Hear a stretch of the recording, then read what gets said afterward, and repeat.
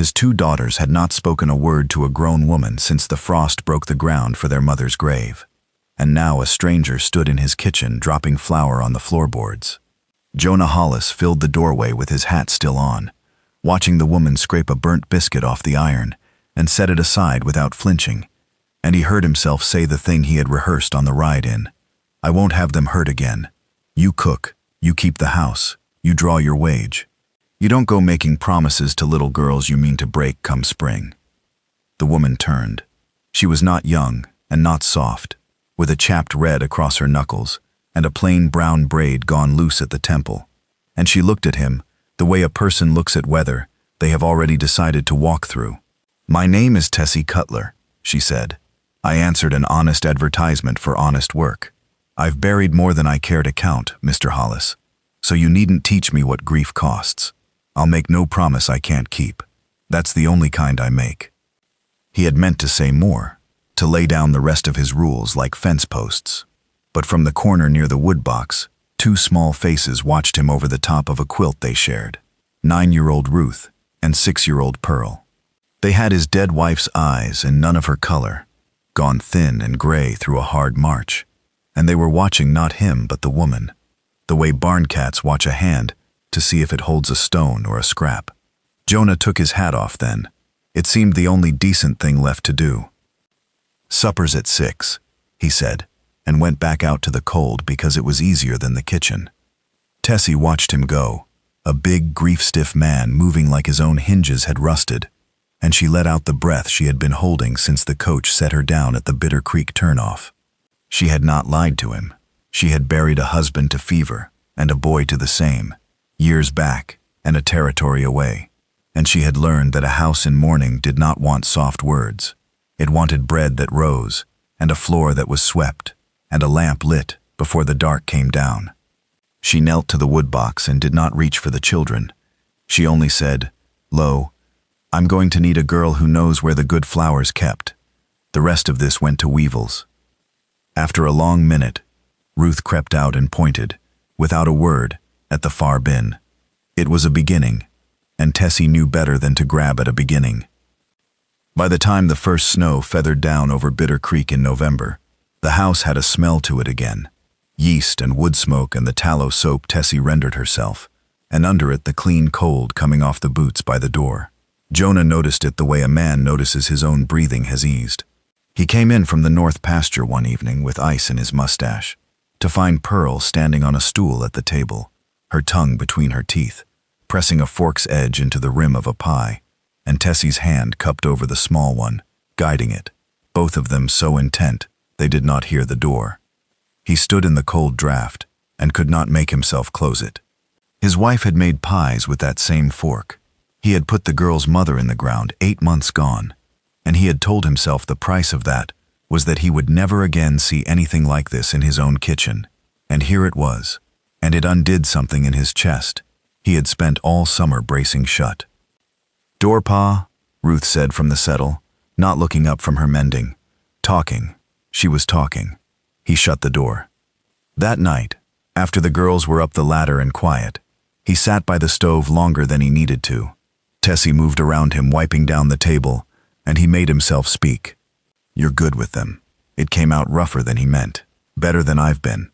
"You've been grieving," Tessie said. "That's not the same as absent, though the girls can't always tell them apart yet."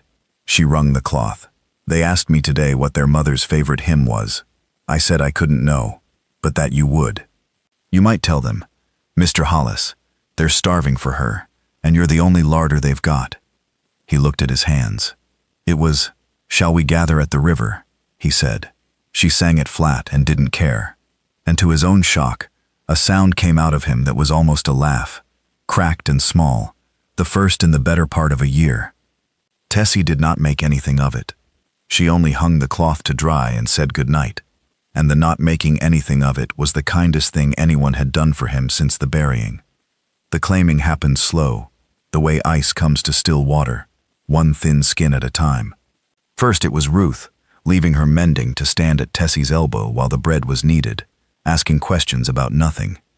How you knew when the dough was ready, why the cold made it slow to rise, and Tessie, answering everyone plain and full, never once talking down to her. Then it was Pearl, who had not let a grown woman comb the snarls from her hair since March, climbing wordlessly into Tessie's lap one evening, with the comb held out in her small fist, and sitting still as a stone, while Tessie worked the tangles loose from the ends up, gentle, so it never once pulled. Then it was both girls turning up at the spring house to help carry, at the hen house to gather, at the wash line with their sleeves pushed back, shadowing her from chore to chore, as if afraid the work might run out, and the woman with it. Jonah watched it from the corral and the barn door and said nothing, because he did not trust his voice. He saw his daughters laugh, actually laugh, Pearl shrieking as a spring hen chased her round the yard, and he had to turn and busy himself with a latch that did not need fixing. He had thought their laughter was buried in the spring ground with their mother. He had made his peace, as much as a man makes peace with a wound.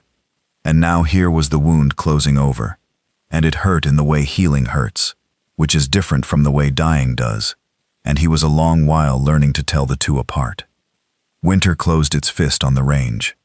There came a week in December when the snow blew sideways for 3 days, and the stock had to be broken out of drifts with numb hands.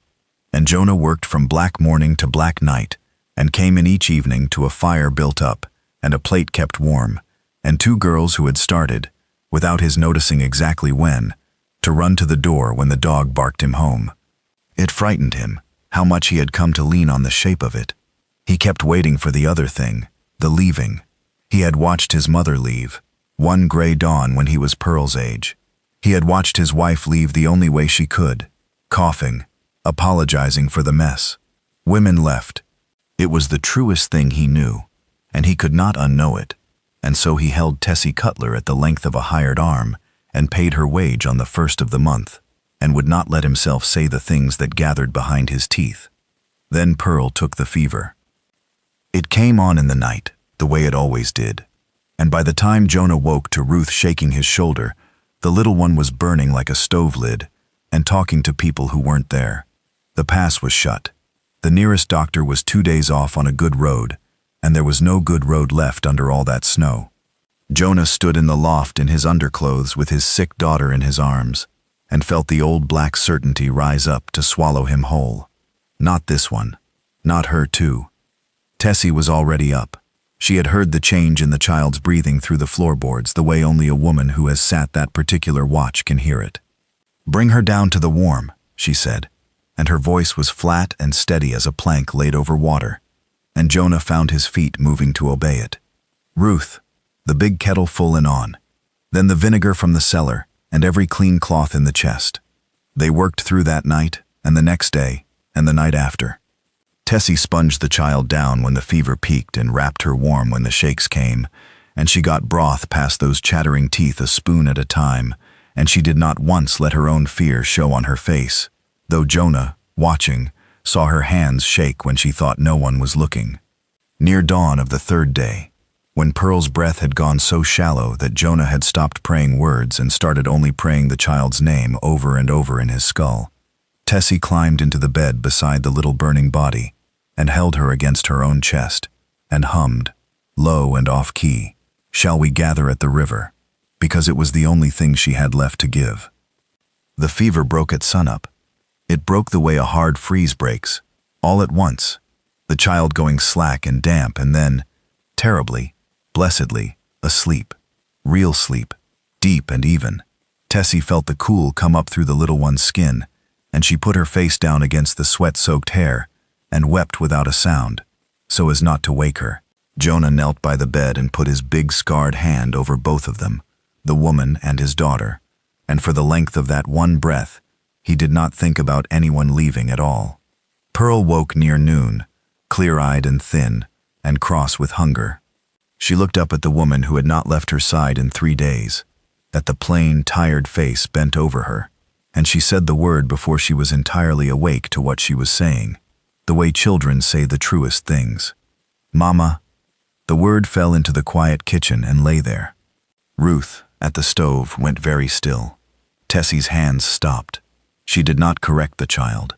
She had promised him she would make no promise she could not keep, and here, at last, was one she could. She smoothed the damp hair off the small forehead and said, gently, "I'm here, lamb. Rest now." And Ruth crossed the floor and stood pressed against Tessie's side and did not say the word out loud, being older and more careful with it. But she leaned her whole weight in, and that was the same thing, and Tessie put an arm around her and held on. Jonah stood in the doorway with the cold at his back, and understood that the leaving he had braced against all these months was never going to come from her. It had already come, years ago, from every other woman in his life, and it had taught him the wrong lesson. This one had climbed into a fevered child's bed and sung a dead woman's hymn. This one had stayed through the worst night the house could throw, and she was standing there now, with both his daughters gathered under her arms, tired to the bone, and not going anywhere. He waited until the girls were fed and dozing before he spoke to her, out on the porch in the hard, bright cold, the snow blinding off the drifts. "Pearl called you Mama," he said. Tessie's chin came up. "I didn't teach it to her. I'll answer to it or not, however you want it. But I won't take it back out of her mouth, Mr. Hollis. It's the first happy thing she's said since I came, and I'll not be the one to make it a lie." "Jonah," he said. She blinked. "My name," he said. "It's Jonah. A woman who's kept my children alive through a fever ought not go on calling me Mr. Hollis." He turned his hat in his hands, this big man, gone shy as a boy. "I told you the first day not to make promises to little girls you meant to break. I was wrong to say it. I said it because I was the one who kept breaking, and I couldn't stand to watch it happen to them." He made himself look at her. "I don't want you drawing a wage, Tessie. I want you staying because this is your home. I want to court you proper, slow as you like, and I want, when you're ready, and not one day before, to ask you to marry a hard-tempered man who took the whole spring to see what was standing in his own kitchen."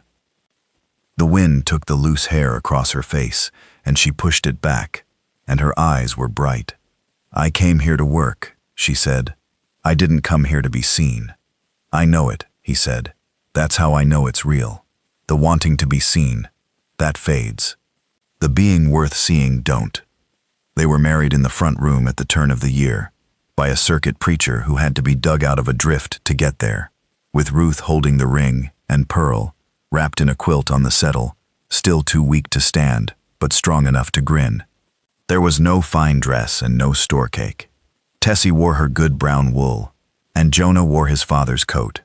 And when the preacher asked was there any just cause, Pearl called out, "No," so fiercely that even the preacher laughed. The snow held them all winter, and they were glad of it. Jonah came in from the stock each evening to a lit lamp and a warm plate, and a woman who was his wife now, not his hire, and to two girls who had a mother again, one who had earned the name the hard way and the true way, over a fevered bed and a flowered board and 100 small ordinary kindnesses that grief had made them forget were possible. Late one night, banking the fire, Tessie found the burnt biscuit, the first one, the one she'd set aside her first morning and, without quite knowing why, never thrown out. It had gone hard as a stone in the crock.